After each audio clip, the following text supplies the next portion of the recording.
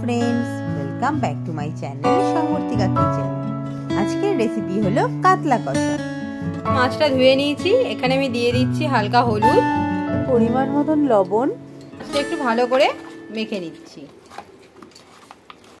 কড়াই গরম করে দিয়ে দিচ্ছি আমি মাস্টার্ড অয়েল। তেল গরম হয়ে গেছে, দেখো তেলটা খুব গরম করে আমি এবার দিয়ে দিচ্ছি মাছগুলো।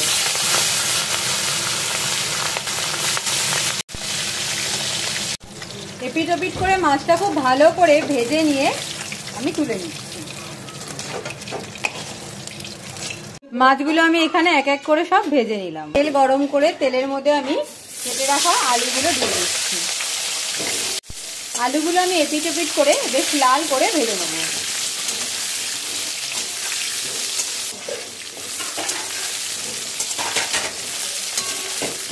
আলুটা এবার লাল করে ভাজা হয়ে গেছে।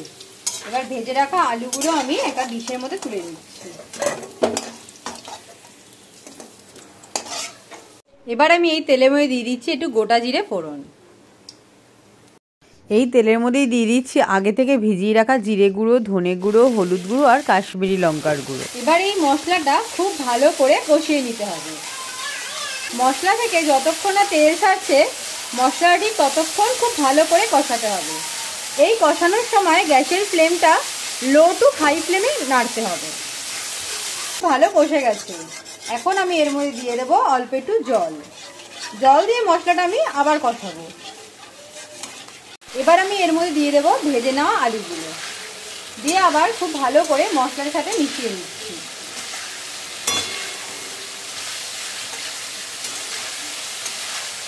আমি এর মধ্যে দিয়ে দিচ্ছি 1 চামচ আদা বাটা। এবার মশলাটা আমি আবার খুব ভালো করে কষিয়ে নিচ্ছি।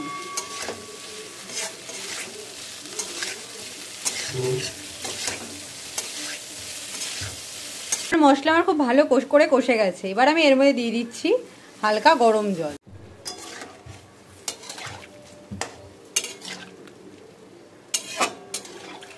ঝোলও ফুটে গেছে আর আলুও আমার খুব ভালো করে সেদ্ধ হয়ে গেছে।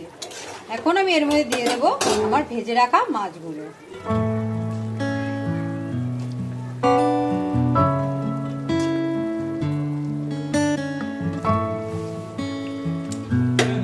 এবার মাছগুলো খুন্তির সাহায্যে আস্তে আস্তে করে ঝোলের মধ্যে দিয়ে দিচ্ছি, যাতে মাছের লবণ হলুদ সবটা ঝোলের মধ্যে যায় আর ঝোলেরও যে টেস্টটা আছে মশলার সেটা যাতে মাছের মধ্যে ঢোকে।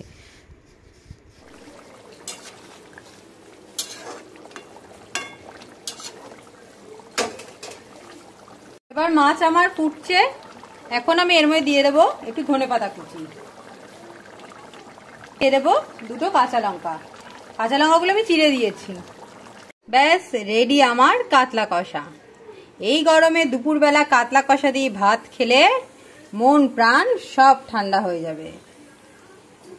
এবার আমার ওপর দিয়ে দিয়ে দিচ্ছি রোস্টেড জিরা ধনে পাউডার।